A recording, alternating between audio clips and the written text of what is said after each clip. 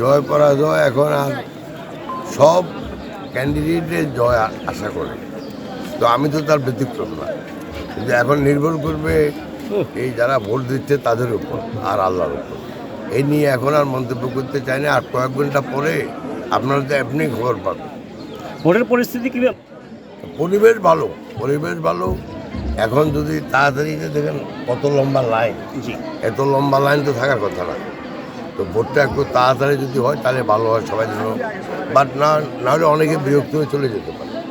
তো পরিবেশ ভালো, কিন্তু আপনাকে ওই আর একটু তাড়াতাড়ি ভোটটা গ্রহণ করতে হবে। বাংলাদেশের নাম্বার ওয়ান স্টিল বিএসআরএম। এইখান থেকে একটা জাল ভোটও পড়ছে, ধরা পড়ছে ওটা। ভোট দিতে গেছে, তার ভোটার আগে দেওয়া গেছে। যাও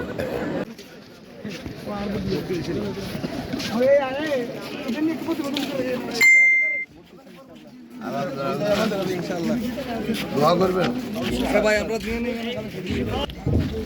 শোভন একটু ওই যে বাবুর সাথে ভিতরে কথা বলি, ওই মহিলাদের ভোট এত লম্বা লাইন, ওরা তো বিরক্ত করতে লেট হচ্ছে। আমি গেছি, আচ্ছা তাহলে বাস করতে লেট হচ্ছে, মানে অনেকে পাচ্ছে না। হ্যাঁ, গেছি।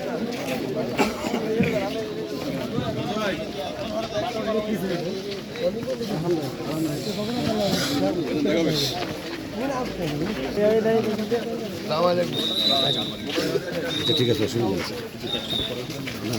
আমরা আবার ব্রিজ করবো, তো আবার সোনাগাজী ব্রিজ করবো, অসুবিধা নেই। এটা তো দফা দফা ব্রিজ হবে। আমার তো ওই